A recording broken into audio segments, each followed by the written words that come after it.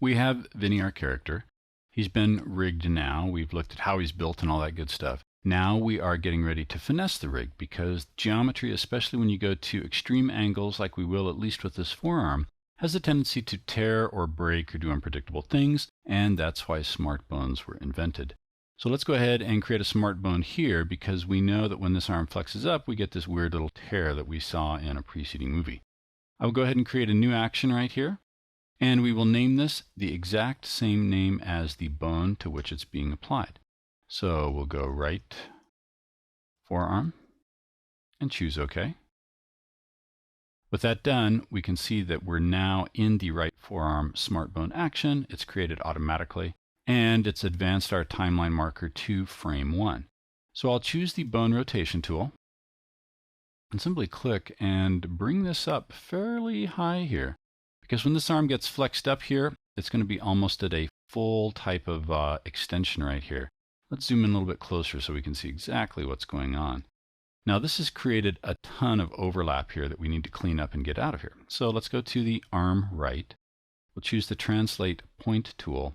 And now we start shuffling things around a little bit.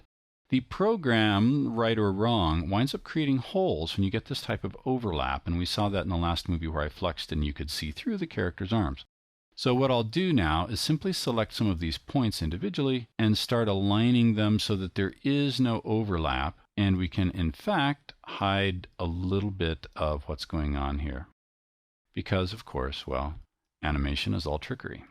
So we bring this up, I'll get it close.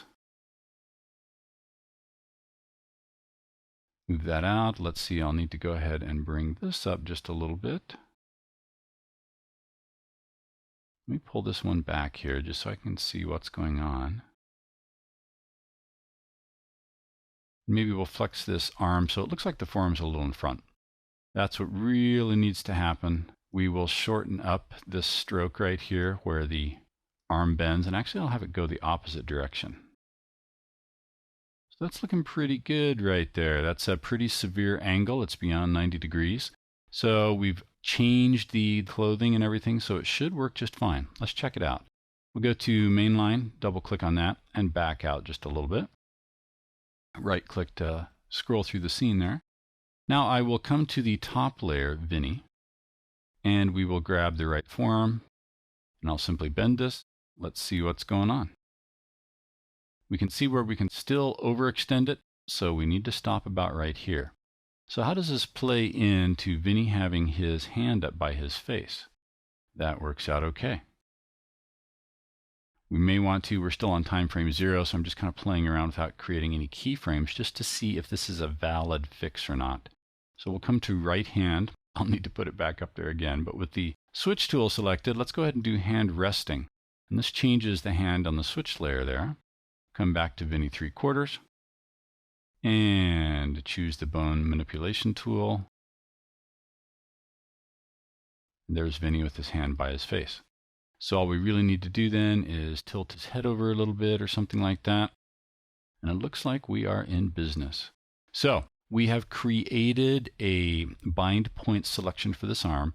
This is something that needs to take place for the other arm. And I want to create a smart bone actually for the normal hand, or maybe if this one tilts back just a little bit.